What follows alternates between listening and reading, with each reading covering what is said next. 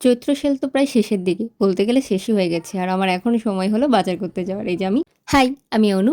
আমি চলে গেছিলাম আজকে ফার্স্টে এক্সপ্রেস বাজার, সেখানে কিছু কালেকশন দেখি আর তারপর চলে গেছিলাম মনমোহিনীতে। মনমোহিনীতেও কিছু জিনিস দেখার পরে কেনার পরে চলে গেছিলাম এম বাজারে। আর এম বাজারেও বোনের জন্য কিছু জামাকাপড় কেনার পর চলে গেছিলাম একটু খেতে, কারণ দুপুরবেলা হয়ে গেছিলো, খাওয়া-দাওয়া কিছুই হয়নি। তাই ফার্স্টে আখের রস, তারপর একটু মোমো আর তারপর একটা লিমকা।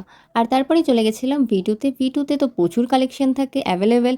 আর সেখানে কিছু দেখার পর কেনাকাটা করার পর চলে গেছিলাম বাজার কলকাতা। সেখানে আমার টি-শার্ট নেওয়ার পর জিও মার্টে যাই। আর জিও মার্টে গিয়েই ফার্স্টেই যেটা চোখে পড়ে চকলেট, আমার এত ভালো লাগে আমি আর সেখান থেকে সরে আসতে পারি না। কিন্তু আসতে তো হবেই, কারণ এত চকলেট আমি একসাথে নিয়ে যেতে পারিনি। কিন্তু যেটা নেওয়ার ছিল সেটা হচ্ছে অনেকগুলো বিস্কিট। সেখানে ১৫৩ টাকায় বিস্কিট পাওয়া যাচ্ছিল।